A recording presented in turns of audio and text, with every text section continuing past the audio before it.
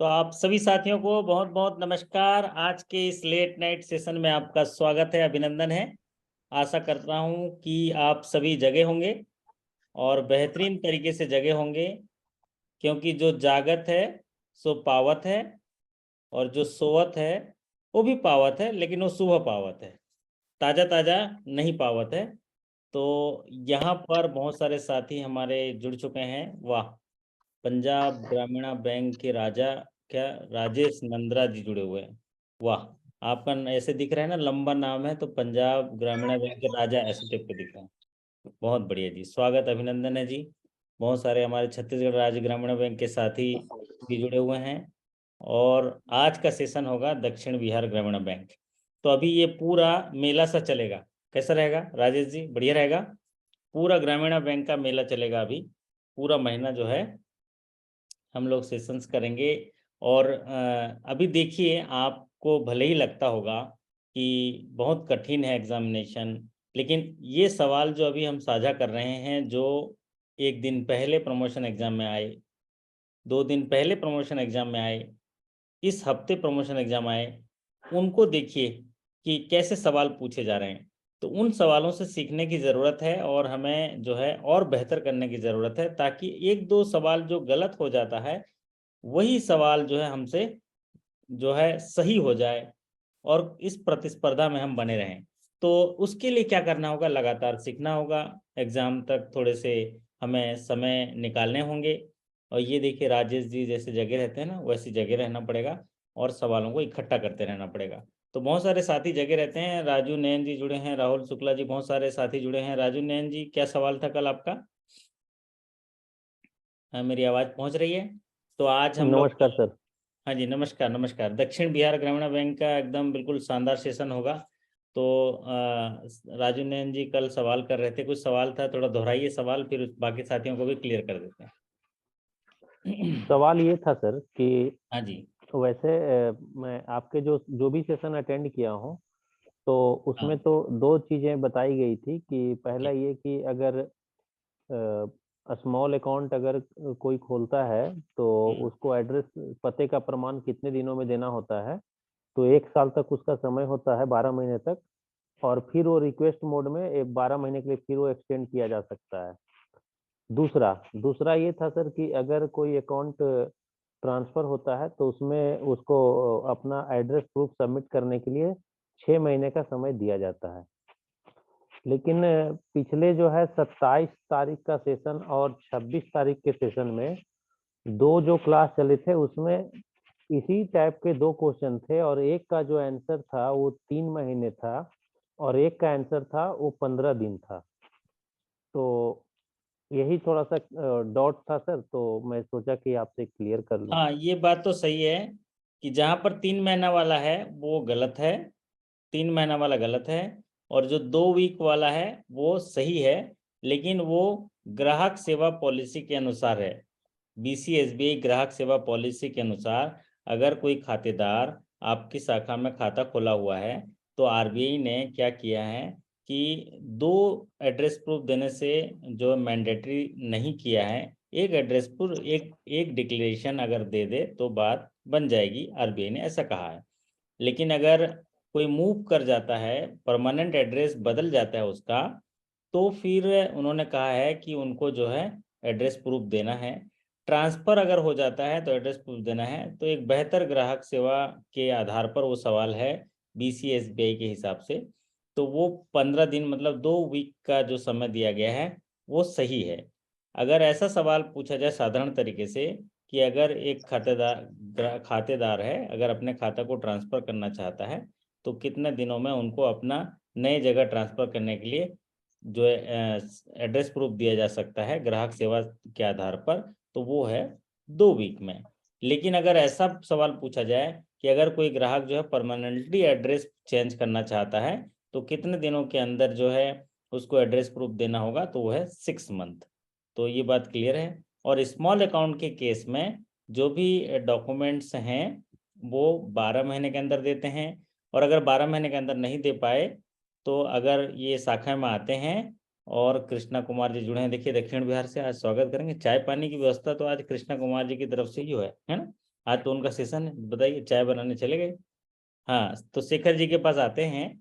तो शेखर जी के पास आके बोलते हैं कि सर मैं ना मुझे 12 महीने के अंदर ये जमा करना था, आपका नोटिस आया था या रूल्स बुक में ऐसा लिखा हुआ है, लेकिन मैंने सर ये एड्रेस प्रूफ और मेरा ऑफिशियली वैलिड डॉक्यूमेंट बनाने के लिए मैंने यहाँ पर आधार सेंटर में अप्लाई किया, उसकी पावती है, तो हम 1 साल के लिए और समय दे देंगे।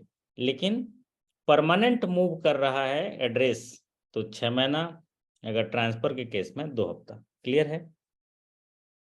अगर एग्जामिनेशन में आ गया, और इसमें ज़्यादा लॉजिक मत लगाइए, अगर एग्जामिनेशन में ये आ गया कि भाई अभी हमको अकाउंट ट्रांसफर करना है, एड्रेस प्रूफ देना है, तो जिस तरह से देखे होंगे आउट स्टेशन चेक के लिए 14 दिन 2 वीक का समय होता है ना, ठीक उसी तरह से ये आउट स्टेशन जो ट्रांसफर होता है उसके लिए डॉक्यूमेंट्स को पहुंचाने के लिए, और उसमें ये भी कहा गया है कि डॉक्यूमेंट कुरियर के माध्यम से भी भेजे जा सकते हैं, व्यक्तिगत तौर से भी भेजे जा सकते हैं, ये सारी चीज़ें कही गई हैं। तो आशा करता हूँ कि आपको जवाब मिल गया होगा। प्रमोशन एग्जाम में अगर ऐसा आए कि परमानेंट मूव करना है, एड्रेस को परमानेंट बदलना है, तो 6 महीने का समय है। अगर स्मॉल अकाउंट के लिए आए तो 12 महीने का समय है। और अगर ट्रांसफर किए गए खाते तो 2 वीक्स में सही लगाएगा, 3 मंथ्स वाले को डिलीट कर दीजिए, उसको सुधार देंगे। बराबर है? ठीक है, समझ में आया तो बोलिए हो। हो। चलो बढ़िया। तो अभी हम चलते हैं आज जो है दक्षिण बिहार ग्रामीण बैंक। ये देखो बिट्टू राजा एकदम सीरियस हैं, थोड़ा मुस्कुराइए, थोड़ा मुस्कुराइए सर आपको एक बार करंट लाइबिलिटी का कैलकुलेशन भी बता देंगे ना प्लीज। क्या बताना है? Current liability.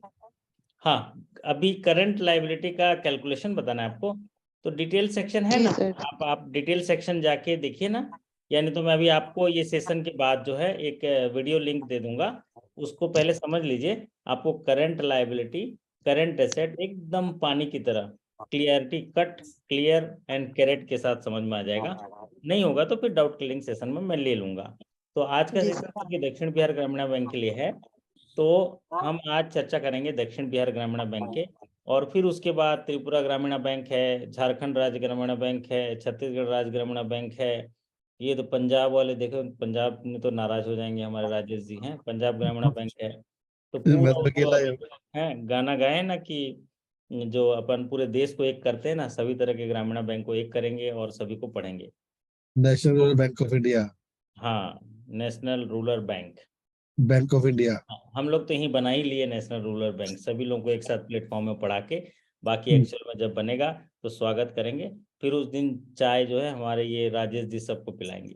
तो अभी चलिए स्क्रीन साझा करता हूँ, थोड़ा सा आनंद लीजिए कि एक बैंक के बिजनेस फिगर को कैसे पढ़ा जाए, और इंटरनल सर्कुलर में इस तरह के सवाल आएंगे तो उनको कैसे सामना किया जाए, और किस तरह से सवाल आ रहे हैं इसको जरा समझने की कोशिश करते हैं।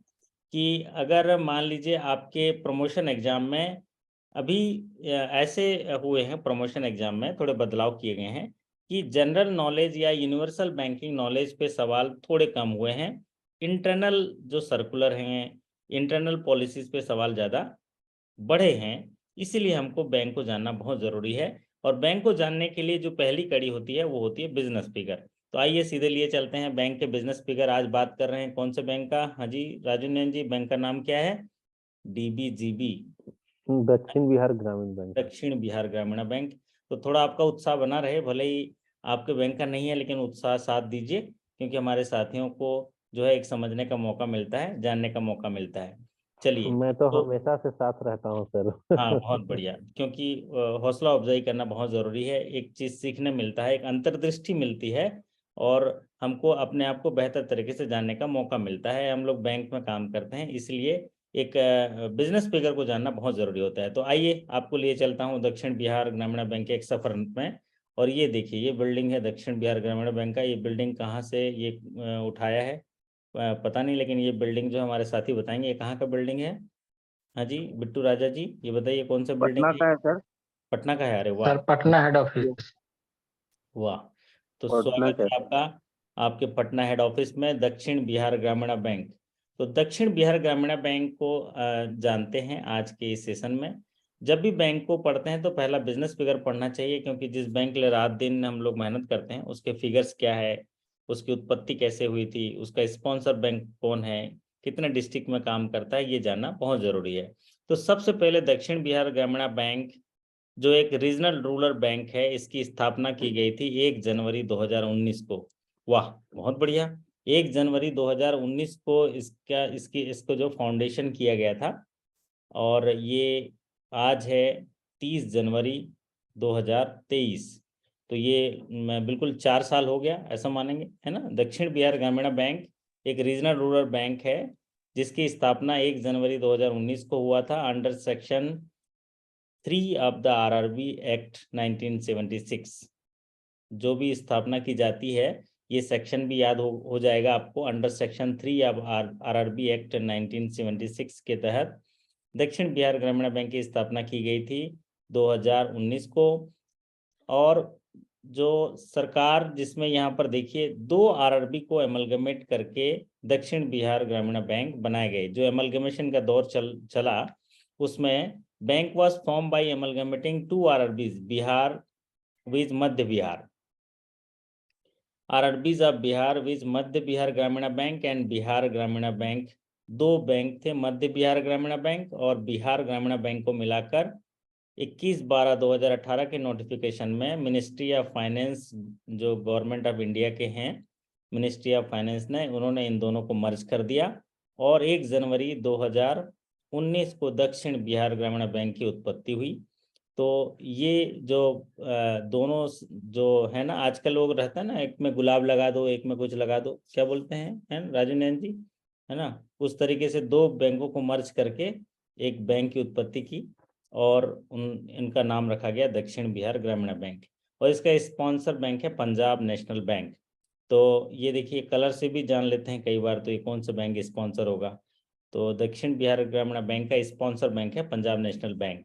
आपके बैंक का विजन, जो भी दक्षिण बिहार बैंक का जो विजन है, एक सुपर स्मार्ट बैंक बनाना, दक्षिण बिहार ग्रामीण बैंक को कस्टमर फ्रेंडली बनाना, एक प्रोग्रेसिव प्रोएक्टिव टेक्नोलॉजी और टेक्नो सेवी एक एटमॉस्फेयर प्रोवाइड कराना, अपने सर्विसेज को अधिक से अधिक लोगों को, कस्टमर्स तक पहुंचाना और उनको जो है कॉमर्शियल बैंक की तरह जो है कंपटीशन में जिस तरह कॉमर्शियल बैंक सेवाएं प्रदान करते हैं उस लेवल तक अचीव करना एक विजन है, एक दृष्टि है जिसके तहत आप काम कर रहे हैं। और साथ ही साथ एक अफोर्डेबल कॉस्ट पर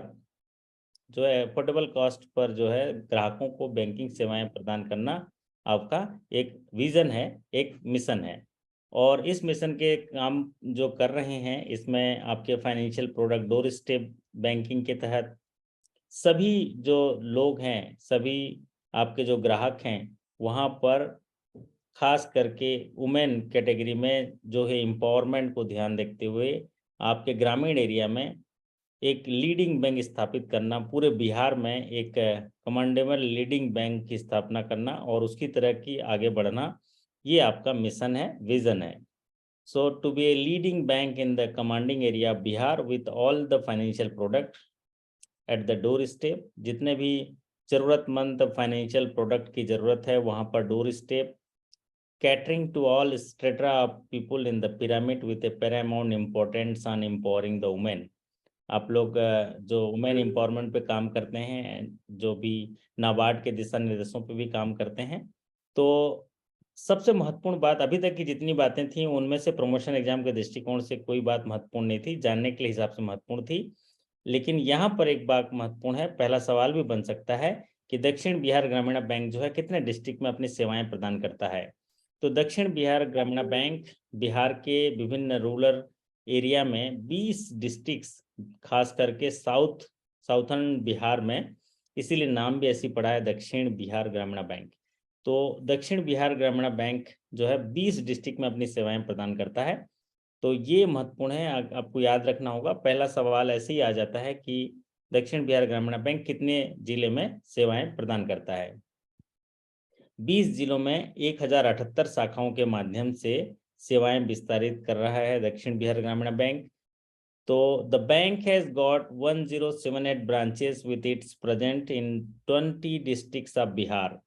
बिहार के 20 जिलों में 1078 ब्रांचेस हैं और and it is not only the largest RRB in Bihar. ये बोल रहे हैं कि बिहार का ये बड़ा आरआरबी है, साथ ही साथ ये 1078 शाखाएं हैं और हर शाखा में 2-2 BC पॉइंट, मतलब लगभग 2000 BC पॉइंट है। The network of over 2000 business correspondent for deep presentation in the most remote areas of state, running in core banking solution. पूरी तरह से कोर बैंकिंग सॉल्यूशन में काम करते हुए कुल शाखाएं 1078 हैं, 20 जिलों में काम करते हैं, बिहार के लार्जेस्ट RRB के तौर पे काम कर रहे हैं, 1078 शाखाओं के माध्यम से व्यवसाय कर रहे हैं और 2000 बिजनेस कोरस्पॉन्डेंट हैं। तो ये बिजनेस कोरस्पॉन्डेंट भी बैंक के शाखाओं के तरह ही काम करते हैं, सेवाएं विस्तारित करते हैं, उनकी फाइनेंशियल जो आवश्यकताएं हैं पूरा करते हैं लोन को छोड़ के। और जो कोर बैंकिंग सिस्टम में काम कर रहे हैं उसका जो लेटेस्ट वर्जन है फिनाकल है। पंजाब नेशनल बैंक में फिनाकल यूज़ होता है, तो इनके जो स्पॉन्सर बैंक के तौर से यहाँ पर जो है Finacle 10.x of CBS use किया जाता है, लेटेस्ट वर्जन। तो एक सवाल अगर पूछा जाएगा क्योंकि तो आप इनको याद रखिए फिनाकल का कौन सा वर्जन यूज़ होता है, वह 10.x ऑफ CBS ये वर्जन यूज़ होता है आपके CBS सिस्टम में। अब महत्वपूर्ण बात यहाँ पर आता है कि जब आप रात दिन काम करते हैं तो आपके बैंक का व्यवसाय क्या है। तो वाह, ये हुई ना बात, है ना। 1078 शाखाओं के माध्यम से 2000 BC काम कर रहे हैं, साथ ही साथ 4000 एम्प्लॉय काम कर रहे हैं, 4000 से ज़्यादा, 4140 एम्प्लॉय मिलकर पूरा दक्षिण बिहार के 20 जिलों में काम कर रहे हैं। और रात दिन काम करते हुए आप जो है 33,178.47 करोड़ का कारोबार 31 मार्च 2022 को है। वाह, तालियां बनती है बिजनेस के लिए। राजेश जी आप अकेले ताली बजा दीजिए अपने तरफ से हैं। देखो आप कितना, आप सोचिए 33,000 करोड़, है ना, 33,000 करोड़ आप याद रखिए, 33,000 करोड़ का कारोबार आप करते हैं। दक्षिण बिहार ग्रामीण बैंक जो कि ज़्यादातर दक्षिण एरिया में है बिहार के, और दक्षिण एरिया में होते हुए भी वो मध्य एरिया के कुछ भाग भी उसमें शामिल करता है, क्योंकि 2 RRB को इन्होंने जो है मर्ज किया है। तो दक्षिण बिहार ग्रामीण बैंक का नाम हुआ है और इसमें टोटल बिजनेस जो है 33,178.47 करोड़ का है। और इस 33,000 करोड़ में डिपॉजिट देखिए 22,000 करोड़ और एडवांसेस देखिए 11,000 करोड़। वाह, कमाल है ना, है ना। है राजेश जी, याद रखने के लिए भी कितना आसान है। जैसे अगर पूछेंगे हम किसी साथी को तो क्या बढ़िया याद कर लीजिएगा, बिट्टू राजा जी बोलेंगे वाह सर कमाल कर दिए, 33,000 करोड़ का बिजनेस, 22,000 करोड़ का डिपॉजिट, 11,000 करोड़ का एडवांस। वाह, ये हुई ना बात, है ना राजू नयन जी, याद रखने के लिए बढ़िया हो गया ना। क्योंकि आजकल तो क्या है, बहुत बढ़िया सर, कितना बढ़िया हो गया। 11, 22, 33, वाह क्या बढ़िया हो गया। 11,000 करोड़ का एडवांसेस है, 22,000 करोड़ का डिपॉजिट है, 33,000 करोड़ का बिजनेस है। क्योंकि बिजनेस जो होता है डिपॉजिट और एडवांसेस को जोड़ के होता है। तो 31 मार्च 2022 को अगर हमारे साथियों को ये सवाल पूछा गया तो इनमें बिल्कुल गलती नहीं करेंगे, क्योंकि ये बात याद होगी उनको कि हमारा बैंक 33,000 करोड़ का कारोबार करता है, जिसमें 22,000 करोड़ डिपॉजिट है और 11,000 करोड़ एडवांसेस है। तो 22,000 और 11,000 मान के चलेंगे। तो अभी क्या हो रहा है कि सीधा सीधा सवाल ये नहीं पूछ रहा है कि डिपॉजिट कितना है, डिपॉजिट का रेंज कितना है, ये पूछ रहा है। वो इसलिए भी पूछ रहा है क्योंकि ये जो बिजनेस फिगर होता है 31 मार्च का होता है, और जब हम एग्जाम दे रहे होते हैं तो वो 7-8 महीना हो गया रहता है, 9 महीना हो गया रहता है, 10 महीना हो गया रहता है। तो इसीलिए रेंज पूछ रहा है कि 22,000 से लेके, अभी मान लीजिए हम दक्षिण बिहार ग्रामीण बैंक के लिए डिपॉजिट पूछेगा, तो डिपॉजिट पूछेगा तो क्या सवाल पूछेगा राजू जी। सवाल ये पूछेगा कि as on 31 March 2022 the deposit figure is in the range of 22,000 से लेके 23,000।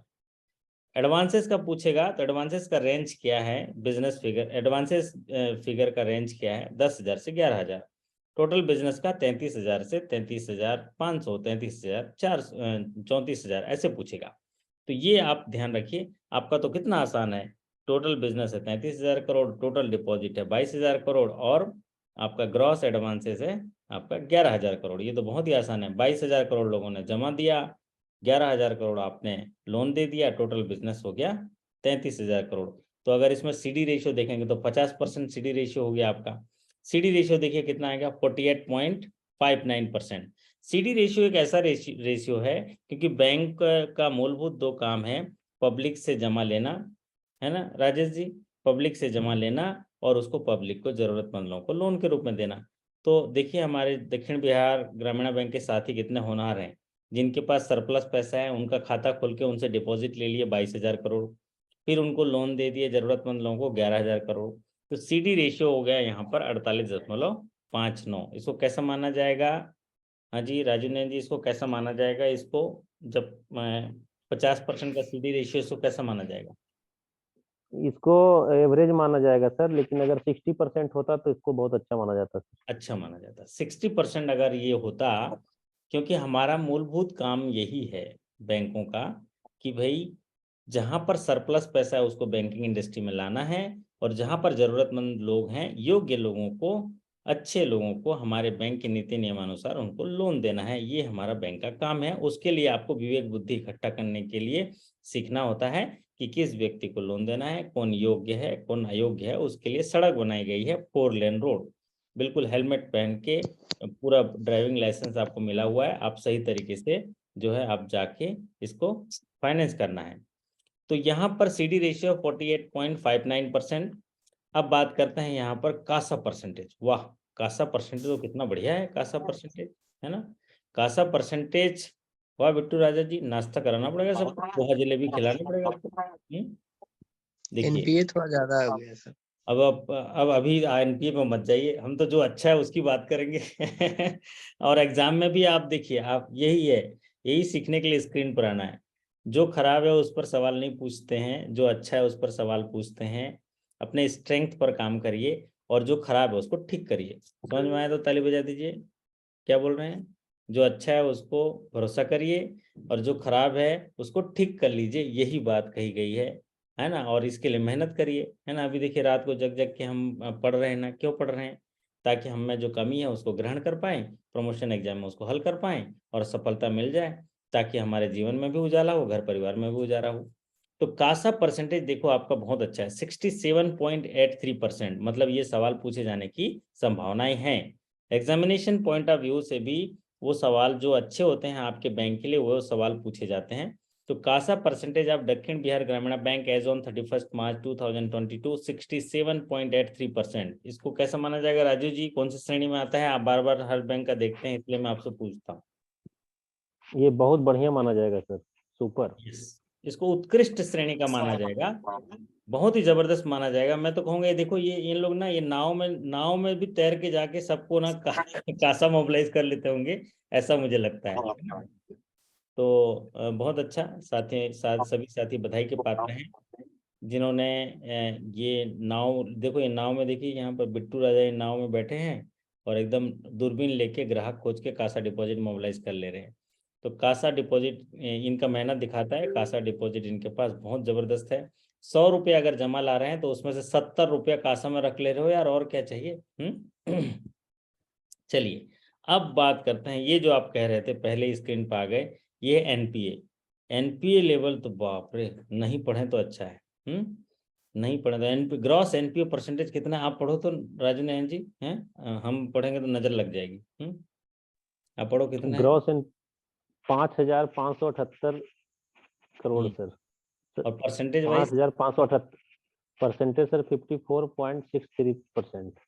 अब बताइए नहाएंगे क्या? ऐसे भी ठंडी है, नहाने का मन नहीं करता है। और फिर कमाएंगे अभी क्या? अभी घट गया, अभी 49 हो गया है। बहुत बढ़िया, बहुत बढ़िया। लेकिन हम चर्चा कर रहे हैं 31 का, और घट जाए, 0 हो जाए, हमें अच्छा लगेगा। समय आने पर जरूर इस पर दिशा में आप भी काम भी कर रहे होंगे। लेकिन 6 का ग्रॉस टारगेट है। एनपीए जो है 54%, इसको कौन से लेवल पे, क्या है, इसको कैसा स्तर माना जाएगा राजू नयन जी? ये बहुत ही सर चिंताजनक है सर ये। बैड। और इसमें बैड स्पेशल कैटेगरी में माना जाएगा। बैंक को बहुत सारे नॉर्म से गुजरना पड़ रहा होगा सर अभी। 31 हाँ मार्च तक हम लोग ठीक कर लेंगे सर। हाँ, ये इस पर तो कोई डाउट नहीं, अब ठीक कर लोगे तभी तो आप कर भी रहे होंगे। सारे सभी लोग रात दिन मेहनत भी कर रहे होंगे। बट ये चिंताजनक है और बैड पोजीशन है, क्योंकि अगर 100 रुपये लोन दिए हैं उनमें से 55 रुपये खराब हो जा रहा है, मतलब बहुत ही चिंताजनक है। कहीं ना कहीं सोचने की जरूरत है कि लोन जो सिलेक्शन है, बारोवर सिलेक्शन, वो कहीं ना कहीं गलत हो रहा होगा या कुछ तो है। तो ग्रॉस एनपीए जो है 54.63%, बहुत ही खराब पोजीशन बोला जाएगा। तो आपका प्रॉफिट तो बिल्कुल नहीं होगा। अगर इसको देख के देखेंगे तो आपको लॉस ही होगा, ऐसा लगता है। रिजल्ट आपका लॉस होगा क्योंकि आपका एनपीए इतना ज़्यादा है। जो आपका रिजल्ट होगा आपके बैंक का वो लॉस में होगा, क्योंकि रिजल्ट दिखाता है आपका result of the operation for the period. तो हम जो काम करते हैं वो काम किस तरह से कर रहे हैं? पब्लिक से जमा लेना है, पब्लिक को लोन देना है, इस बीच हम प्रॉफिट कमाते हैं। एनपीए ज़्यादा है तो इनकम बंद हो गया, प्लस एनपीए ज़्यादा है तो प्रोविजन देना पड़ेगा, जो कमाया हुआ थोड़ा बहुत प्रोसेसिंग चार्ज वगैरह से वो भी चला जाएगा। तो ग्रॉस एनपीए तो 54%, तो कहीं भी ये तो हमारे ये राजेश जी तो कान वान बंद कर दिए पगड़ी लगा के, कहाँ सुने। चलिए कोई बात नहीं। अब आता है नेट एनपीए। नेट एनपीए इधर देखिए, इधर सर्दी बहुत है सर। सर्दी बहुत है, कोई बात नहीं, हम ऐसे मजाक करते रहते हैं। आप सेंस ऑफ ह्यूमर है ना? हाँ जी, हाँ जी, हाँ जी, हाँ जी। ह्यूमर है तो आप उसको पॉजिटिव लीजिए।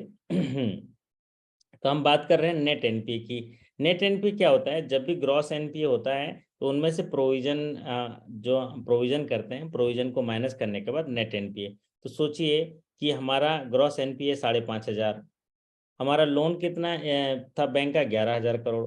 11,000 करोड़ में 5,500 एनपीए हो गया, और नेट एनपीए 4,000, मतलब 1,500 करोड़ का आपने यहाँ पर प्रोविजन कर दिया। 5,500 करोड़ का आपका ग्रॉस एनपीए, और आपने यहाँ 4,000 करोड़ का नेट एनपीए। तो 1,500 करोड़ का आप प्रोविजन कर दिए, तो आपका कैपिटल कहाँ बचा होगा? आपका तो पूरा जो कमाई है वो खत्म हो गया होगा लॉस में, है ना? तो यहाँ पर नेट एनपीए है 4,043, तो नेट एनपीए भी 45% है, जबकि नेट एनपीए जो है 6% से ऊपर नहीं होना चाहिए। 6% टच हो गया तो भी खतरा हो जाता है। 3% को बहुत अच्छा माना जाता है, बिलो 3 है तो एकदम सुपर डुपर एक्सीलेंट माना जाता है। 3 से 6 थोड़ा मॉडरेट माना जाता है, 6 से ऊपर रिस्की माना जाता है, और 10 से ऊपर हो गया तो एकदम खतरा। तो यहाँ तो नेट एनपीए तो कितना, 45.85 है ना, मतलब 45। तो इतना तो बहुत ही ज़्यादा है ना? तो ऐसा लग रहा है कि ये नाव जो है बीच भंवर में फंस गया है, अब कहाँ से निकले, ऐसे टाइप का स्थिति है। ये देखिए, ये एकदम बीच में अकेला बिट्टू राजा नाव चला रहा है, आगे बागे कुछ नहीं दिख रहा है कि किधर प्रॉफिट है, किधर जाऊं, है ना? और ये एक टापू बात तो क्लियर है सर कि इनका इससे क्वेश्चन नहीं आएगा। नहीं आएगा। बढ़िया इनके लिए। जो जो खराब है उससे क्वेश्चंस नहीं पूछे जाते हैं नॉर्मली, ये ट्रेंड है, ये ट्रेंड है ना? बट कह नहीं सकते, अब देखेंगे आगे कुछ ट्रेंड चेंज होगा तो उसके लिए भी तैयार रहें। हमारे साथियों को तो जानना बहुत जरूरी है। जब आपके अंदर क्या अच्छा है क्या बुरा है जानेंगे, तभी तो हम आगे काम कर पाएंगे ना। 4 चीजें सर जाननी होती है। सर मेरा तजुर्बा तो यही कहता है कि इसको एनपीए होने के कारण हमारे ऑफिसर का फॉलो अप उसके पीछे पूरा नहीं रहता, इसलिए वो एनपीए होता है। हाँ, और भी कारण है उसमें, 4-5 कारण होते हैं राजेश जी। पहला कारण होता है पॉलिसी का अनुपालन नहीं होना। दूसरा कारण होता है ज्ञान की कमी। तीसरा कारण होता है बारबर का सिलेक्शन नहीं होना। चौथा कारण होता है सही तरीके से एग्जीक्यूशन नहीं होना। पांचवा कारण होता है फॉलोअप और मॉनिटरिंग सही से नहीं होना। तो ये पंचसूत्र आपको बता दिया ना, हर चीज में पंचसूत्र मिलेगा अपने को। तो पंचसूत्र बताया पहला, कि कहीं ना कहीं चूक हुआ होगा, या हो सकता है और भी रीजन हो। तो हम उस पर नहीं जाते डिबेट पर, हम तो भरोसा रखते हैं कि हमारे साथी ठीक कर लेंगे, क्योंकि इन्हें तैरना आता है। तो ये तैर के ठीक करेंगे, और नहीं भी करेंगे तो मजबूरी है, करना ही पड़ेगा। रात को जाग के करना पड़ेगा, दिन को जाग के करना पड़ेगा, क्योंकि इसमें साथ फ्यूचर जुड़ा हुआ है, और बहुत सारे लोगों की आस्था और विश्वास जुड़ा हुआ है। क्योंकि यहाँ इनका मिशन और विजन के तौर पे काम करना होगा, नहीं तो फिर ये स्थिति खराब रही तो डिपॉजिटर भी छोड़ के चले जाते हैं। तो नेट एनपीए जो है डीबीजीबी का ये 45% है, जो भी खराब स्थिति में है। अब बात है, ये बताइए बिट्टू राजा, ये क्या है? ये है नेट आपका, हाँ नेट लॉस। हाँ, नेट लॉस आप ही पढ़ लीजिए। हैं आप नेट लॉस। अपना है तो अपन ही पढ़ोगे आप। नेट लॉस है सर। तो नेट लॉस है ना? नेट लॉस है 342.90 करोड़, बहुत बड़ा लॉस है। Net loss as on 31 March 2022 342.90। हम लोग जो है पूरी तरह से नेट लॉस में है। 342.90 करोड़ के। तो ये एक बड़ा लॉस है, और लॉस होने का कारण ही ग्रॉस एनपीए है, क्योंकि ग्रॉस एनपीए 50% से ज़्यादा है, नेट एनपीए 40% से ज़्यादा है। तो इसकी वजह से आप जितना भी कमाओगे वो रख नहीं पाओगे, वो सारा सारा कहाँ जाएगा राजेश जी? सारा सारा प्रोविजन करना पड़ेगा। क्यों? क्योंकि जैसे ही अकाउंट एनपीए हो जाता है, क्या करना होता है राजू नयन जी? एनपीए होते ही प्रोविजन करना होता है सर। प्रोविजन करना होता है।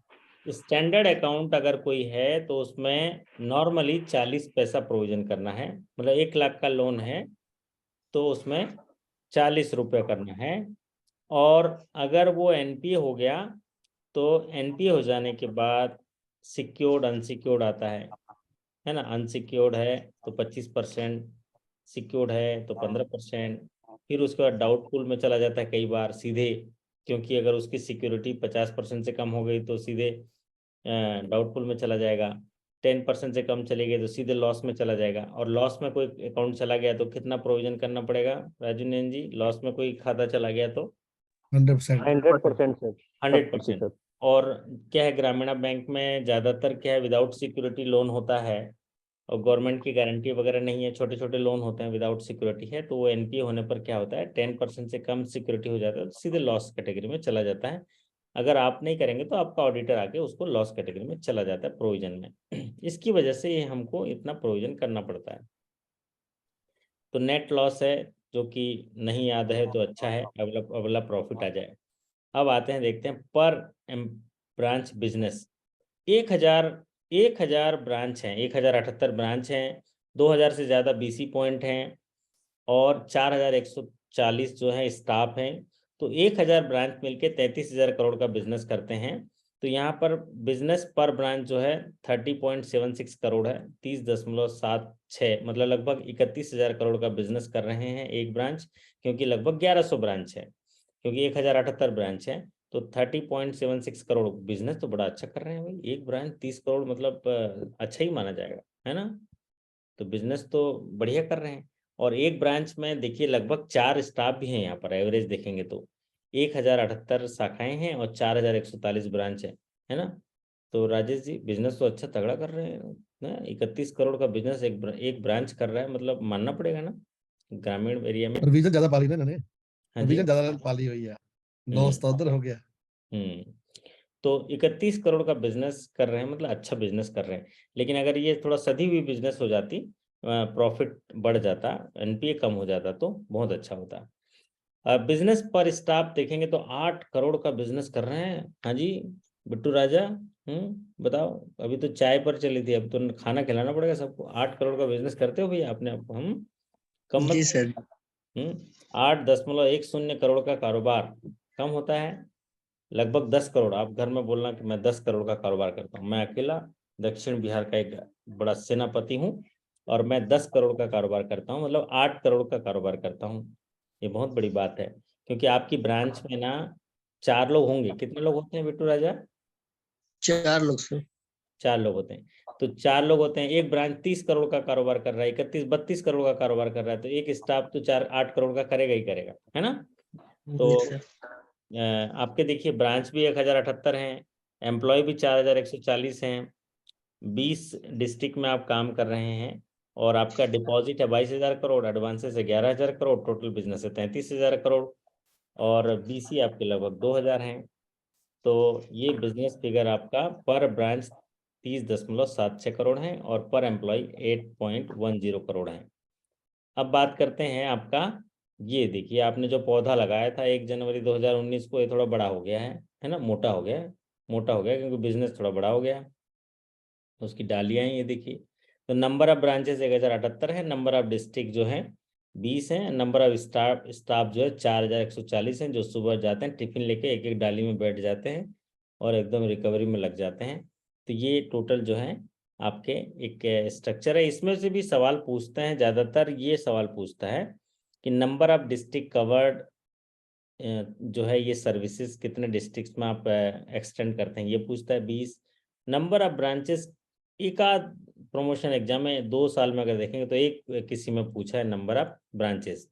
नंबर ऑफ स्टाफ किसी में नहीं पूछा है, बल्कि कस्टमर बेस जरूर पूछा है आरआरबी के एग्जामिनेशन में कि आपके बैंक का कस्टमर बेस कितने करोड़ का है।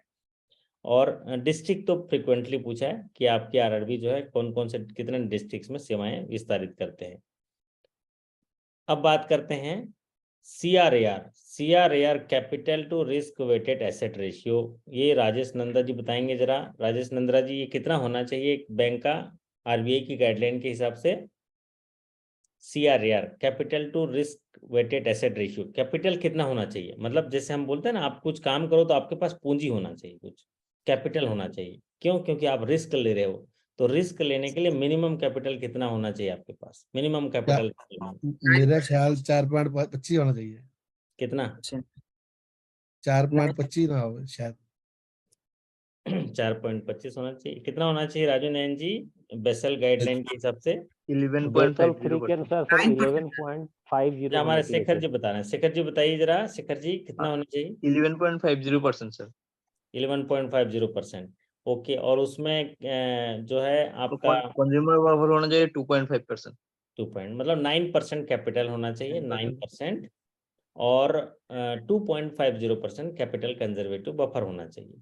और उस 9% में भी टायर 1 7% होना चाहिए, टायर 2 जो है 2% होना चाहिए।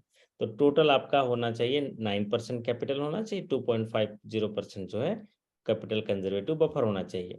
दोनों मिला के 11.5 पूंजी होनी चाहिए। कहने का तात्पर्य ये है कि जब भी आप बिजनेस करते हैं तो बिजनेस में रिस्क होता है। पैसा लगाए हैं तो पैसा डूब भी सकता है। तो सरकार कहती है, आरबीआई कहता है बेसल गाइडलाइन का पालन करो, और आप जब रिस्क का सामना कर रहे हो तो आपके पास पूंजी होनी चाहिए। तो वो पूंजी कितनी होनी चाहिए? 11.5% होनी चाहिए रिस्क वेट का। आप कितना रिस्क झेल रहे हो? मान लीजिए 100 रुपए का रिस्क झेल रहे हो, ठीक है राजेश जी? 100 जी रुपए जी। का आपके सामने खतरा है, 100 रुपए डूबना है, तो 11.5 रुपए आपके जेब में होना चाहिए। है, निकालिए 11.5 रुपए, 11.5 रुपए जमा करिए यहाँ पर। 100 रुपए का रिस्क है तो 11.5 रुपए अपने पास रखिए। तो यहाँ पर देखिए इनके पास कैपिटल भी 3.67% है, बहुत कम कैपिटल है।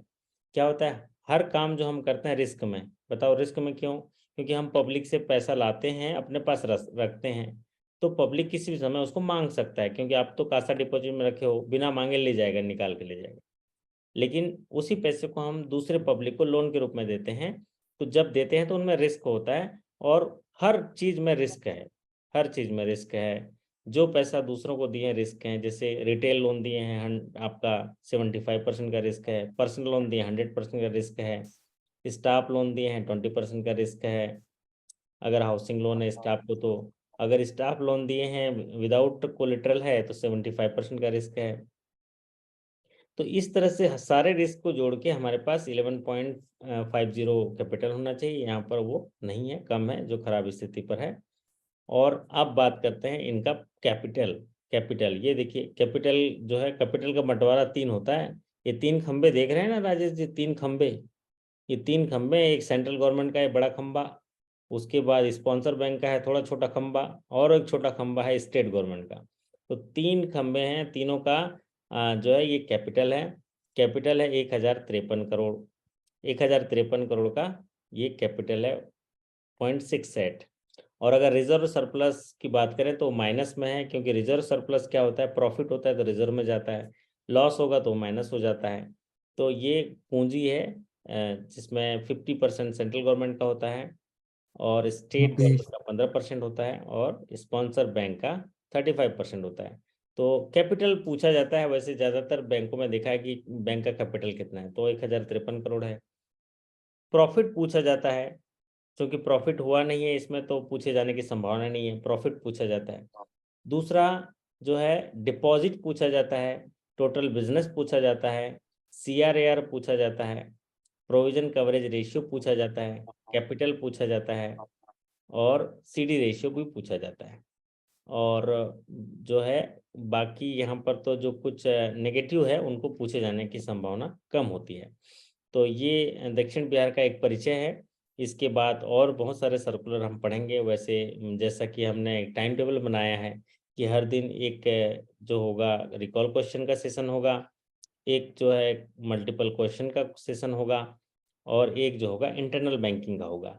इन बिटवीन कुछ नए कॉन्सेप्ट आए हैं बैंकिंग के, उन पर भी एक एक दिन हफ्ते में चर्चा होगी नए कॉन्सेप्ट को समझने के लिए। जैसे क्रेडिट कार्ड का एक नया कॉन्सेप्ट आया है, लॉकर का भी कुछ आया है नया, तो उनको भी हम लोग करेंगे। भले ही प्रमोशन एग्जाम में हमारे ना आए, लेकिन हम एक योग्य और सक्षम बैंक अधिकारी या बैंक कर्मचारी बनना चाहते हैं तो उनको सीखना पड़ेगा। तो आशा करता हूँ कि आज समझ में आया होगा अपने बैंक को। हाँ जी बिट्टू राजा जी, समझ में आया है? हाँ सर, हाँ कोई सर। बात नहीं, परिस्थितियां खराब हैं, लेकिन कोई भी लक्ष्य बड़ा नहीं, जीता वही जो डरा नहीं, हारा वही जो लड़ा नहीं। कोई भी लक्ष्य बड़ा नहीं, जीता वही जो डरा नहीं, और हारा वही जो लड़ा नहीं। और आप लोग तो लड़ रहे हैं, आप लोग तो सामना कर रहे हैं, तो आप जरूर जीतेंगे। तो अब इसको अगर पूरी तरह से समराइज करेंगे, तो समराइज इस तरह से करेंगे कि 1078 शाखाओं के माध्यम से 20 जिलों में काम करते हुए दयानंद जी आगे। हाँ दयानंद जी, कैसे हो, कैसे हो? हाँ जी, वाह वाह, बहुत बढ़िया दयानंद जी, बहुत आपने, है ना, अच्छा आवा भगत किया, स्वागत किया, है ना। आपके पटना है तो आपने पटना गलियों में घुमाया भी, तो इसलिए आपका नमस्कार धन्यवाद। सर। तो आपका बहुत बहुत धन्यवाद करेंगे, नमस्कार। वाह, कैसे हैं, तबीयत वगैरह अभी बढ़िया है आपका? जी हाँ सर, अच्छा है सर। वाह, तो आप बड़े लगन से देख रहे थे, ये तो है ना, आप दक्षिण बिहार के साथियों का हौसला अफजाई कर रहे थे, हाँ तो सर। है ना। तो इसमें आपको क्या एक चीज एक अच्छी लगी पूरे सेशन में से? इस सेशन में सर हम्म। आप डीवीजी को पढ़ा रहे थे, हम अपना यूवीजी भी देख रहे थे और कंपैरिजन अच्छा कर रहे थे। अच्छा, उसे कंपेरिजन कर रहे थे बिजनेस फिगर, अच्छी बात है। बट पूरे सेशन में से मैं आपको एक अंतर्दृष्टि भी देता हूँ, जब भी ऐसा पूछता हूँ तो आप देखिएगा, मैं पूछता हूँ कि क्या अच्छा लगा, तो ऐसे कंडीशन में आपको उत्तर देना चाहिए था कि सर मुझे पूरे सेशन में से अच्छा लगा कि इनका कासा परसेंटेज बहुत अच्छा है सर, कासा परसेंटेज। क्या होगा जब हम ऐसे, हमारे यहाँ का भी कासा प्रतिशत अच्छा है सर, उनसे हाँ, अच्छा है। मैं ये जो सवाल पूछता हूँ ना, ये ना इंटरव्यू के लिए अंतर्दृष्टि होती है। जैसे इंटरव्यू पैनल में कभी पूछ देंगे ना, तो जैसे समझ लो अभी ही मैंने पूछ लिया आपसे कि दया जी आप बताइए इस पूरे सेशन में से क्या अच्छा लगा, तो उसमें से आपको तुरंत एक्सटेम्पोर जाना चाहिए कि पूरे सेशन में से अच्छा फिगर कौन सा था। तो आपने कहना था कि सर चीज़ें जो है अच्छी मुझे जो लगी वो कासा परसेंटेज है, 67.83%, लगभग 70% है। और आपका भी फिगर तो आप याद ही कर रहे होंगे, ठीक है, आप अपने उसमें रहेंगे। तो यही पैरामीटर है, total business, total deposit, NPA, 10 parameter होता है। 10 पैरामीटर को अगर देख लिए तो आपका पूरा बिजनेस फिगर जो है याद हो जाएगा। पहले total business, total deposit, total advances, gross NPA, net NPA, CASA percentage, CD ratio, provision coverage ratio, CRAR, net profit या नेट लॉस, और per employ business, per employ profit, और per business, per branch business, per branch profit. क्योंकि यहाँ पर loss ही loss हुआ है, इसलिए क्या ही करें। हैं बिट्टू राजा जी, अब थोड़ा दुखी हो आपने गए। 16 बोल दिए सर। हाँ जी, आप 10 बोले, 16 बोल दिए, 16। हाँ 16 बोल दिए। हाँ हाँ, जी। ऐसे बोलना पड़ता है ना 10, ताकि हम 10 बोल के चलेंगे तो आप पढ़ने के लिए तैयार हो जाओगे, फिर पैदल चलते चलते छः सीढ़ी और चढ़ जाओगे। जैसे एक छोटा बच्चा होता है ना राजेश जी, चलो चलो जी। चलो माता जी के दर्शन करने जाना है, सीढ़ी चढ़ना है, तो सीढ़ी 1000 रहती है, तो उनको बोले 100 सीढ़ी है, चलो चलो 100 सीढ़ी, चलो चलो, तो 100 सीढ़ी चढ़ने के बाद फिर 100, ऐसे करते करते आप पूरा सीख जाते हो। तो एक समराइज कर लेते हैं दक्षिण बिहार ग्रामीण बैंक को। दक्षिण बिहार ग्रामीण बैंक का 1078 शाखाएं, 20 जिलों में काम करते हैं, 2000 से ज्यादा बीसी हैं, 4140 जो है एम्प्लॉय मिलकर 33,000 करोड़ का बिजनेस करते हैं, जिनमें से 22,000 करोड़ जमा है, 11,000 करोड़ जो है वो एडवांसेस है, कासा परसेंटेज लगभग 70% है, सीडी रेशियो लगभग 50% है, और एनपीए परसेंटेज जो है, नेट एनपीए 40% है, और ग्रॉस एनपीए 50% से ज़्यादा है। और प्रभाकर जी बोल रहे हैं यूबीजीबी कब स्टार्ट होगा?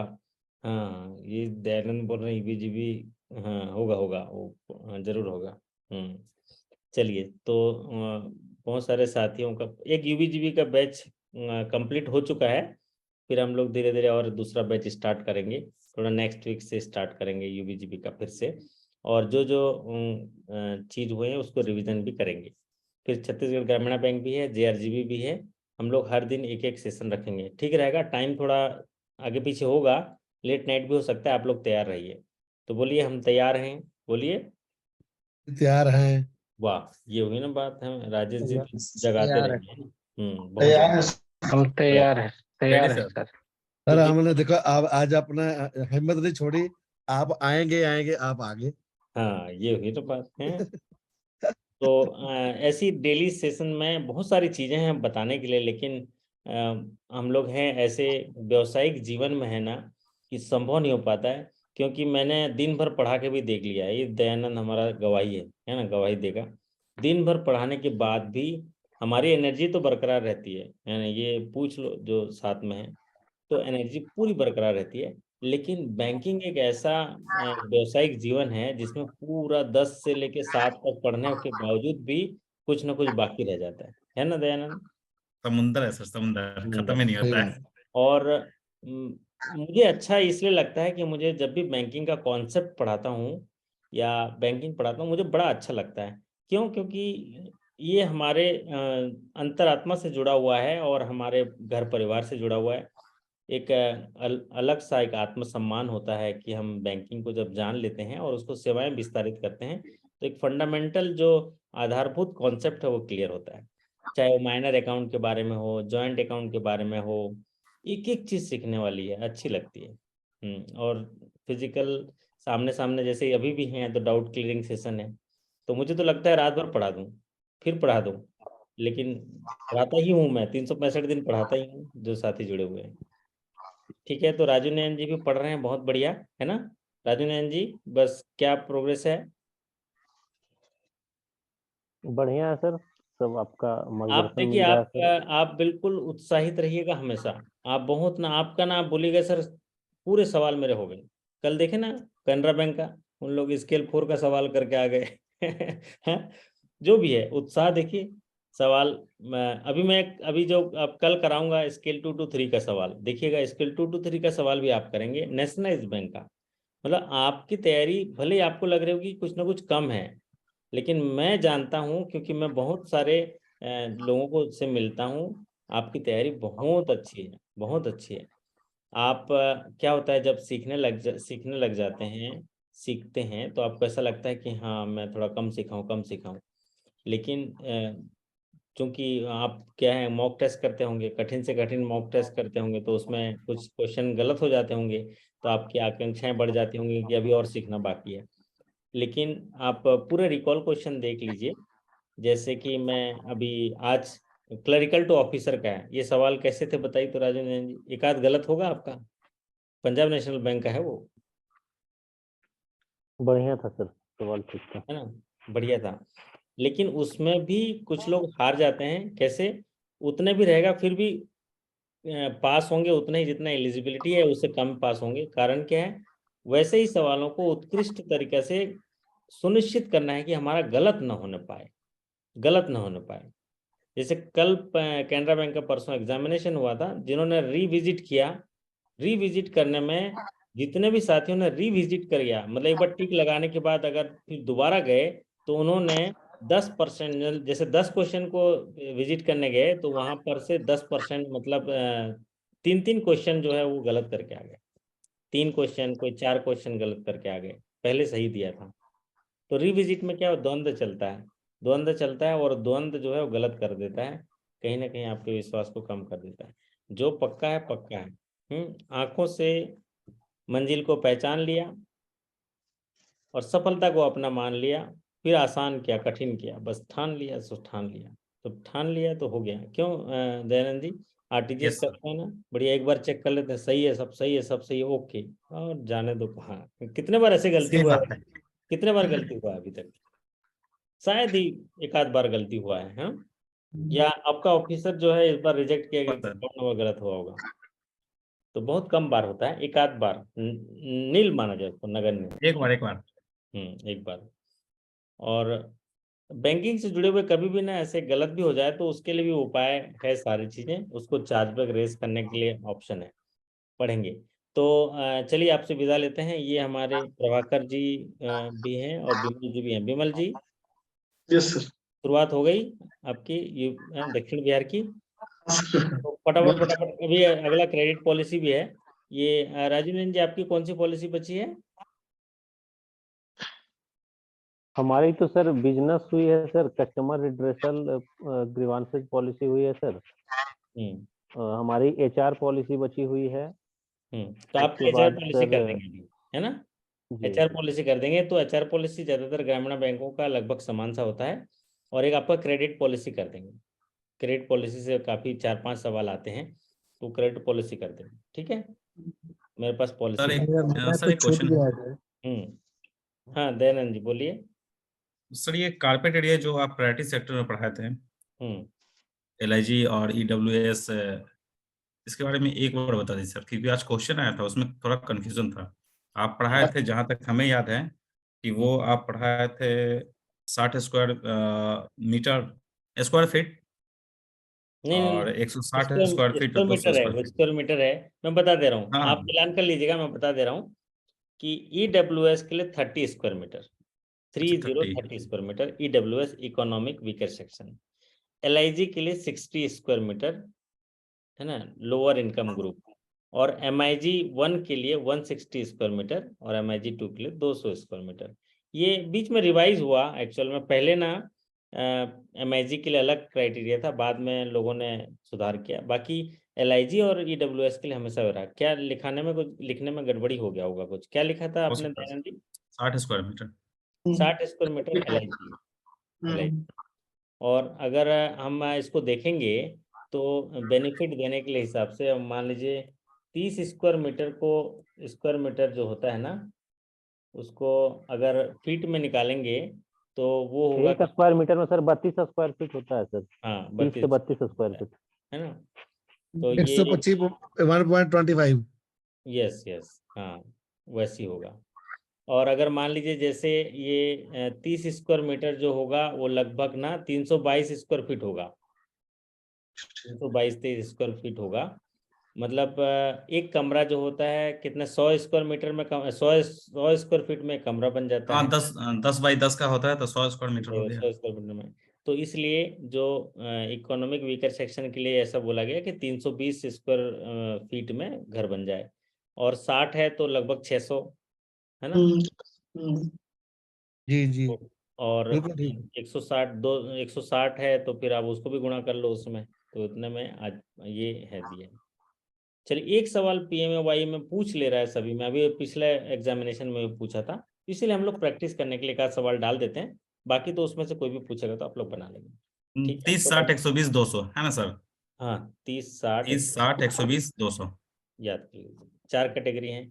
और आज बच्चों का की जो आज सेशन चल रहा था सर, तो उसमें जो है ये क्लियर भी हुआ था सर, 30 60 अच्छा 160 और हाँ, 200। आज के सेशन में एक सवाल डाला था हाँ मैंने। सर, यही क्वेश्चन था।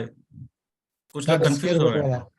अच्छा अच्छा अच्छा, वो क्या है, वो सवाल, हाँ आज के सवाल था 60 स्क्वायर मीटर वाला सवाल रहा होगा आज। जी हाँ, जी हाँ। और क्या पूछा, LIG के लिए पूछा था ना? जी हाँ मैम। जी हाँ सर। चलिए LIG 1। बहुत बढ़िया। मैम से अनुमति लेकर के मैं बताया था सर इसमें थोड़ा सा। मैम अच्छा बता दिया के था, ठीक बात है। आप लोग डिस्कशन कर लीजिए करिएगा। कई बार मैं स्क्रीन पर नहीं रहता हूँ और थोड़ा लेट आता हूँ, तो मैं अपना काम भी करते रहता हूँ। बाकी वो कनेक्टेड रहता है, आपको दिखता हुआ यहाँ कनेक्टेड है सर बाकी। क्वेश्चन क्वेश्चन का पैटर्न बहुत अच्छा रहा सर, जो भी क्वेश्चन चल रहा है ऐसा हम्म, लगता है यही सब क्वेश्चन कुछ रिपीटेड यही होगा। आएगा, यही आएगा जो हमने रखा है हाँ। ना। अभी जो मैं बताया ना RRB के लिए चला है, तो आप लोग थोड़ा धैर्य रखिएगा कि मैं 500 क्वेश्चन का सेट बनाया हूँ। हर दिन 30 क्वेश्चन, 30 क्वेश्चन से ज़्यादा मतलब नहीं हो पाता। मैं आता हूँ तो मेरे लिए तो 1.5 घंटा में तो पढ़ा सकता हूँ 30 क्वेश्चन, क्योंकि एक क्वेश्चन के पीछे 4 चीज़ें बता देता हूँ।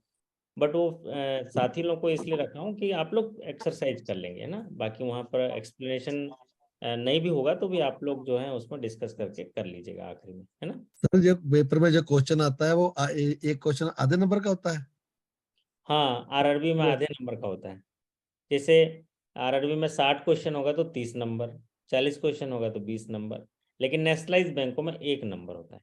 कई बैंकों में 2-2 नंबर भी होते हैं, 1.5 नंबर भी होते हैं, लेकिन RRB में आधे नंबर का। तो सर इसीलिए मैम का आधे सर नंबर है तो क्वेश्चन भी थोड़ा सा ऐसे ही सरल सा होना चाहिए फिर तो इसीलिए देखिए कल मैम सारे का जो सवाल। हाँ बताइए बताइए राजू जी। मैम का जो सेशन चल रहा है सर, 30 क्वेश्चन 25 क्वेश्चन का सर, अगर इसको सर थोड़ा सा एक्सटेंड कर दिया जाए सर, 50 50 क्वेश्चन का, तो ज्यादा अच्छा रहता सर। 50 क्वेश्चन बहुत ज्यादा हो जाएगा, क्योंकि देखो पहले वाले सेशन में भी तो आप 20-25 क्वेश्चन ले रहे हो ना। 8 बजे जो सेशन हो रहा है उसमें 25 क्वेश्चन आ रहा है, वो ताजे मिल रहे हैं आपको, तो ताजे सर ताजा। ये बात देखो सारी ठीक है, लेकिन पहले जो जो 8 बजे का टाइमिंग का सेशन हो रहा है, 8 बजे का सेशन में हम जितने भी अभी मेरे पास लगभग रिकॉल क्वेश्चन 250 रिकॉल क्वेश्चन है। कितने दिन लगेगा? 10 दिन तो लगेंगे। 25-25 क्वेश्चन 10 दिन, 250 रिकॉल क्वेश्चन है। तो 250 रिकॉल क्वेश्चन जो अभी आपके पास डिस्कशन नहीं हुआ है, सभी स्केल का मिला के, मैं ये नहीं कह रहा हूँ कि क्लरिकल का, क्योंकि नेशनलाइज बैंकों में क्लरिकल टू ऑफिसर 100 क्वेश्चन आ जाते हैं और आरआरबीज में 60 क्वेश्चन आते हैं, और बाकी लैंग्वेज की तो बात ही नहीं कर रहे हैं हम। और जो बैंकिंग में 3 तरह के क्वेश्चन होते हैं, एक बैंकिंग का होता है, एक सीबीएस का होता है, और एक है जो होता है आपका कंप्यूटर का होता है। तो वो पहले सेशन में आपको ताजे मिलेंगे, जैसे सब्जी ताजे खरीद के लाते हैं ना दयानंद जी, है ना, ताजे सब्जी मिलेंगे। और सेकंड वाले में जो है आधारभूत थोड़े पुराने, जो अपने अचार में बना के रखे हैं, अचार बना के रखे हैं, मीठा लगेगा, वो अच्छा लगेगा भी, और वो काम भी आएगा जब एग्जामिनेशन में।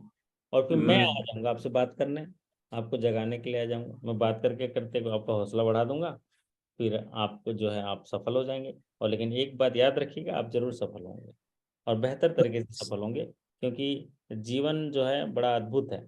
जीवन में बहुत ही ज़्यादा अद्भुत है। हमारे अंदर वो चलते रहना चाहिए जो हमें चाहिए, हमारे अंदर वो चलते रहना चाहिए जो हमें चाहिए, और अंतिम समय तक चलना चाहिए। और मिल गया तो फिर खोया नहीं करते, उम्मीद को कभी खोया नहीं करते, साहिल अगर दूर है तो रोया नहीं करते, और रखते हैं तड़प जो दिल में कुछ पाने की, उन लोग रातों को भी सोया नहीं करते, रातों को भी सर सोया नहीं करते। और मिल जाए तो खुशी मनाओ, लेकिन न मिले तो फिर रोया नहीं करते, रोया नहीं करते, है ना। ਸਰ ਇੱਕ ਬੇਨਤੀ ਮੇਰੀ ਇਹ ਆ ਕਿ ਜਿਹੜਾ ਜਦੋਂ ਆਪਾਂ ਬੈਂਕ ਦੇ ਵਿੱਚ ਆਪਾਂ ਰਾਈਟ ਟਾਈਮ ਪਹੁੰਚ ਜਾਂਦੇ ਆ, ਇਦਾਂ ਹੀ ਆਪਣਾ ਜਿਹੜਾ ਸੈਸ਼ਨ ਸ਼ੁਰੂ ਕਰ ਦੇਣਾ, ਇਹਨੂੰ ਲੇਟ ਨਾ, ਥੋੜਾ ਪਲੀਜ਼ ਇਹਨੂੰ लेट ना करा करो। राइट टाइम बजे में करते हैं? कितने बजे करते हैं बताइए? जितना आपने टाइम लिखा होता है उसी टाइम पर आ जाया करिए। तो कई बार तकलीफ हो जाती है ना राजेश जी। आज जैसे आज कनेक्शन ही नहीं हो रहा था, वो आपके आपके फैकल्टी जो थे चंडीगढ़ में, और यहाँ पर मैं कनेक्ट ही नहीं हो रहे थे, टाइम लग गया। कनेक्शन प्रॉब्लम होता है कई बार, वो पीपीटी रन नहीं होता है। तो ठीक है सर, फिर बाधाएं अपना बाधाएं मैसेज बाधाएं तो रहेंगी। मैसेज मैसेज छोड़ बाधाएं दिया कि प्लीज मैसेज दे दिया करें भी आप इतने बजे, फिर हम आराम से अपना भी थोड़ा इधर उधर कुछ कर लें। तो ऐसा मैसेज क्या रहता है कि हमें लग रहा था जैसे आज कनेक्शन हो गया, ट्रायल नहीं हो पा रहा है, तो वो थोड़ा धैर्य, पेशेंस, पंचसूत्र, पंचसूत्र। ਬੇਨਤੀ ਸੀ हाँ ਤੁਹਾਨੂੰ, ਬੇਨਤੀ नहीं कर नहीं, ਸਕਦੇ, ਆਰਡਰ ਤਾਂ मैं कर तो ਸਕਦੇ ਅਸੀਂ ਤੁਹਾਨੂੰ, मैं तो सब में ਬੇਨਤੀ कर हौसला सकते रखता हैं। हूँ, मैं तो सब में हौसला रखता हूँ। 7 बजे से भी क्लास हुआ है, 7 बजे से लेकर 2 बजे तक भी शाम को। ठीक लेकिन है सर, कई थैंक बार चीजें अपने हाथ में नहीं रहती हैं। ऐसे समय में हमको पावर ऑफ पेशेंस काम करना है, और ये मान के चलना है कि जिस समय लिंक चालू होगा सर बता ही देंगे। हाँ, मैं ध्यान रखूंगा कि चालू हो गया तो एक बार पिंग कर दूंगा आप लोगों को कि चालू हो गया, जुड़िए जुड़िए जुड़िए करके, है ना। ठीक चलिए, है जी। क्योंकि ये डिजिटल प्लेटफॉर्म भी तो इसमें बाधाएं हैं ना, बहुत सारी बाधाएं रहती हैं। मेरे साथ बाधाएं नहीं रहती, मेरे पास एकदम तगड़ा रिसोर्सेस है। मैं किसी भी समय जुड़ सकता हूँ, आप लोगों से कनेक्ट हो सकता हूँ। बट कई बार ऐसी आज तो फूलों में खेल रहे थे सर आप। हाँ, जब भी हमारे दूसरे साथी होते हैं, कहीं ना कहीं तकनीकी कुछ दिक्कत होती है, तो उसके लिए हम लोग ठीक करेंगे। तो चलिए, सब सब आप अच्छे आप स्वास्थ्य। एनी टाइम फ्रेश रहते हैं सर। हाँ जी, आप एनी टाइम फ्रेश रहते हैं। हाँ जी, अभी तो बोला ना कि आप। सर हम्म सर आप एक चीज बताएंगे सर, हम्म सुबह से सर शाम तक सर आपका दिनचर्या क्या है सर? आपके सर वो ब्रेकफास्ट में क्या होता है, आपके डिनर में क्या थकते नहीं होता है है, सर। संडे को करोड़पति थोड़ा वाला सर। सवाल पूछता है। ये इसको दया को पता है, अभी मेरे साथ गुजारा है 2-3 दिन पता है। और एक दिन मैं बहुत सारे साथी मैं दिखा दूंगा क्या क्या खाता हूँ, है ना। तो कुछ कुछ इंग्रेडिएंट्स भी लेते हैं, तो वो भी बता देंगे। एक दिन संडे को मैं बहुत दिन से चाह रहा था, वो सेशन लेना नहीं हो पा रहा है। किसी दिन करेंगे, किसी दिन करेंगे, जरूर करेंगे। कारण कि सर मैं तो देखा हूँ सर, बहुत सारे हम्म, लोगों से मिला हूँ और बहुत सारे लोगों से जुड़ा हुआ, तो वो एनर्जी जो है ना सर, जो एनर्जी आपके अंदर है ना, अभी पता है कि सेशन से पहले लग रहा था जैसे कि वो नींद आएगी, हाँ। नींद लेकिन ज्यों ही सेशन शुरू हुआ, शुरू हम्म होते होते सेशन जब अपने चरम पर पहुंचा, तो पता हम्म चला कि आंखों की नींद ही चली गई, है ना। तो मतलब एक अजीब सा जो है ना, मतलब अट्रैक्शन है आपके Attraction. बातों में, आपके जो है मतलब जो बातचीत करने के अपना जो फ्लो देते हैं सर सामने वाले के प्रति जो है, तो ये सब चीज बहुत मायने रखता है। तो आखिर इसका वजह क्या है? वो एनर्जी आखिर आप ऑब्जर्व कहाँ से करते हैं, कैसे मिलता है? तो कुछ ना कुछ तो आपके पास ऐसा कुछ है कि आप इतना ऑब्जर्व कर पा रहे हैं, लोगों को दे रहे हैं, तो थोड़ा सा सर शेयर। पंचसूत्र है, पंचसूत्र है, पंचसूत्र है। एक बात तो मैं हमेशा खुश रहता हूँ, ठीक, हमेशा खुश रहता हूँ। खाना मिला तो खुश, खाना नहीं मिला तो खुश, लाइट चली गई तो खुश, लाइट आ गई तो खुश, सेशन हुआ तो खुश, सेशन नहीं हुआ तो खुश। दुखी नहीं होता। जैसे हमारे हमारे राजेश नंदा जी थोड़े दुखी हो गए, नहीं खुश नहीं नहीं, चले गए देखिए खुश, हैं? मैं आपसे ज्यादा खुश रहता हूँ सर जी, ये बढ़िया बात बात। नहीं, मैं आपसे भी ज्यादा खुश रहता हूँ। हाँ, तो ये अच्छी बात है। पहली बात है खुश रहना है एनी टाइम। दूसरा, हमको कोई डिस्टर्ब कर दे वो रिमोट किसी को नहीं देना, है ना। हमको कोई डिस्टर्ब कर दे, ये पावर किसी को नहीं देना। पावर ऑफ अटॉर्नी मत देना किसी को, ठीक है राजेश जी, कि हमको कोई बिल्कुल। डिस्टर्ब कर दे। वो बड़बड़ा सकता है, चिल्ला सकता है, डांट सकता है, कुछ बोल सकता है, लेकिन मजाल है कि हमने अपने आप को डिस्टर्ब कर दें हम उसकी वजह से, ठीक है। और ये होता है इसको रिमोट कंट्रोल। किसी का रिमोट नहीं बनना है अपने को, किसी को अपना रिमोट नहीं देना है कि हमारे जीवन को डिराइव कर ले, हमारे जीवन को वो बटन दबा दे हम खेल लें, ये नहीं देना है। इसको बोलते हैं जो मटेरियल साइंस को जानना है। मटेरियल साइंस को जानना है। मटेरियल साइंस क्या होता है? आपके आसपास जितनी भी चीज़ें हैं, भौतिक चीज़ें जिनको आप छू सकते हो, देख सकते हो, महसूस कर सकते हो, उनको जानना बहुत ज़रूरी है। उसमें आपका ब्रांच मैनेजर भी आता है, ये शेखर बाबू भी आता है, ये दयानाथ भी आता है, घर वाले भी आते हैं, घर वाले बच्चे आते हैं, पड़ोस वाले पड़ोसी सब आते हैं, आसपास जितनी सारी चीजें हैं। तो ये होता है मटेरियल साइंस। इनको जानना बहुत जरूरी है क्योंकि इनका उपयोग आपके दैनिक जीवन में करना है। उनकी एक एक्टिविटी से आपका पूरा जीवन खराब हो सकता है, दिन खराब हो सकता है, आपका एक्सीडेंट हो सकता है, कुछ भी हो सकता है। तो उसको आपको सीखना पड़ेगा, लगातार प्रैक्टिस से सीख जाएंगे। मटेरियल साइंस को जानना क्यों? मटेरियल साइंस को इसलिए जानना क्यों? क्योंकि उससे आप अपने जीवन में उपयोग करेंगे। तो पहली चीज हो गया खुश रहना। दूसरी चीज हो गया अपने आसपास हो रहे गतिविधियों को समझना, अपने आसपास रह रहे लोगों को जानना मटेरियल साइंस के तौर पे, क्योंकि उसका उपयोग आप अपने जीवन में करेंगे। तीसरा चीज है आपको विचलित नहीं होना है किसी भी परिस्थिति में, विचलित नहीं होना है। अगर कोई चीज नहीं भी हो रहा है तो विचलित नहीं होना है। मतलब आपको बहुत ज्यादा एक्सपेक्टेशन नहीं रखना है। मैं अगर आ रहा हूँ, पटना आ रहा हूँ दयानाथ के यहाँ, और दया जी जो हैं वो लेने आएंगे, मैं बहुत ज़्यादा एक्सपेक्टेशन रख लूंगा और नहीं चाहे तो मेरे जो पॉजिटिव कोशिकाएं पूरी खत्म हो जाएंगी। हमको एट पार रहना है, मल्टीप्लिसिटी चेक रहना है कि चलो तू नहीं तो और सही, और नहीं तो कोई और सही, कोई और सही। कोई और सही, ठीक है। तो एट पार रहना है, आप एक्सपेक्टेशन नहीं रखना। चौथी चीज है आपके अंदर कोई परम शक्ति है, उसको पहचानना, उसकी साधना करना और उसका उपयोग दूसरों के जीवन के लिए करना है। खुशियां बटोरते बटोरते पूरी उम्र गुजर गई, तब जाके पता चला कि खुश तो वो लोग थे जो खुशियां बांट रहे थे। तो आप 5 लोगों को खुशी दे के देखो, वो 5 लोगों की खुशी जो आपको पावर दे देगी, आपको एनर्जी दे देगी। मुझे एनर्जी बहुत ज़्यादा आ जाती है क्योंकि मैं दिन में भी वहाँ कुछ अच्छा काम करने की कोशिश करता हूँ और यहाँ भी अच्छा करता हूँ, तो मेरे अंदर ऐसा लगता है कि मैं थका ही नहीं, कुछ और पावर आ गई। वो पावर कहाँ से मिली? आपसे। सेनर्जी बोलते हैं इसको, सेनर्जिक इफेक्ट बोलते हैं, सेनर्जिक इफेक्ट बोलते हैं। हमको मिल सकता है आपसे बेहतर, आपको मिल सकता है हमसे बेहतर, लेकिन आप और हम मिल जाएं तो कुछ नहीं होगा उससे बेहतर। आपको भी मुझसे मिलके लगता होगा कि बहुत बढ़िया लगा, मेरे को बहुत अच्छा लगा। इसको बोलते हैं विन विन पोजीशन। क्या बोलते हैं? Win win situation. Reflection of energy sir. हाँ, ये मैंने आपके यहाँ पास पर एनर्जी बहुत त्रिपुरा अच्छा में आता बताया है। था। त्रिपुरा में ये मंत्र बताया था ना शेखर जी, याद है आपको? अच्छा, आप तो नहीं थे, आप चले गए थे उस दिन ना। हाँ, जिस दिन सेशन हुआ था उस दिन चले गए थे। इसको बोलते हैं विन विन पोजीशन। आप उन दूसरों को जिताने के लिए काम करो, आप खुद ही जीत जाओगे। तो विन विन पोजीशन है। तो ये पंच सूत्र है। और दूसरा जो, सॉरी, 4 सूत्र हुआ। 5वां सूत्र ये है कि आपको रोल प्ले। क्या है? Role play. 5-6 जीवन जीते हैं आप, पर्सनल जीवन, व्यवसायिक जीवन, सामाजिक जीवन, राजनीतिक जीवन, शैक्षणिक जीवन, आध्यात्मिक जीवन। ये सारी चीजें आपका उसमें रोल प्ले करना है। अभी जैसे आप लोग रोल प्ले कर रहे हो ना, तो रोल प्ले क्या, स्टूडेंट हैं तो सुनने की कोशिश करिए, सीखने की कोशिश करिए। फिर अभी यहाँ से चले जाएंगे तो फिर आप घर वाले हो जाएंगे तो घर वाले का रोल प्ले करिए।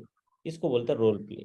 तो रोल प्ले में 100% करेंगे। जैसे अभी मैं आपके साथ स्क्रीन पर हूँ तो 100% आपके साथ हूँ, मेरे दिमाग में कुछ भी नहीं चल रहा है, मेरे दिमाग में सारा यहाँ 100% है। तो ये रोल प्ले होता है।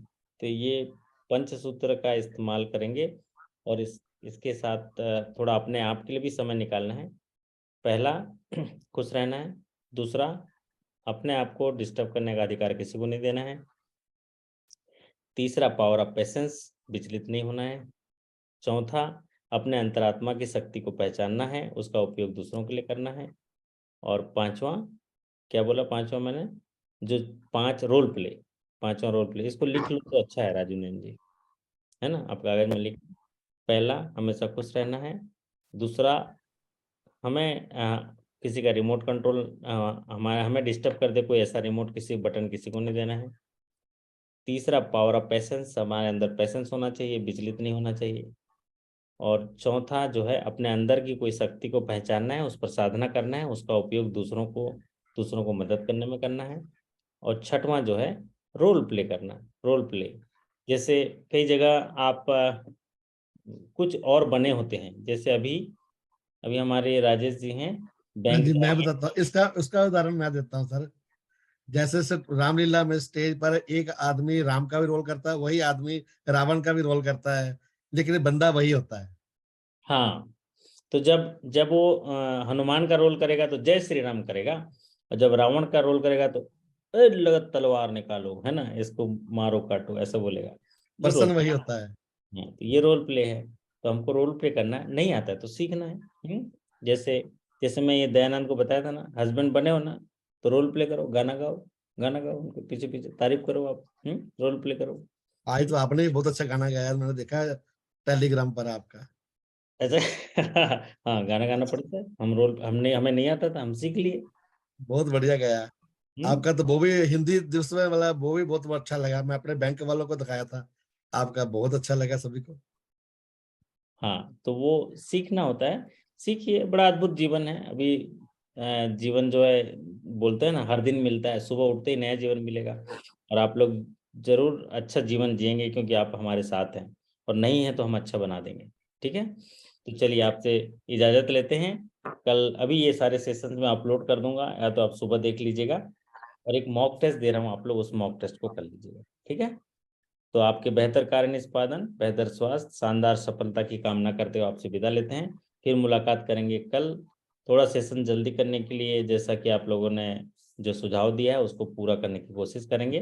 कई बार जो है मटेरियल ठीक तरीके से वेटिंग नहीं हो पाया रहता है, मेरे पास आता है, उसकी वजह से भी देरी होता है, फिर भी हम कोशिश करेंगे जल्दी हो जाए।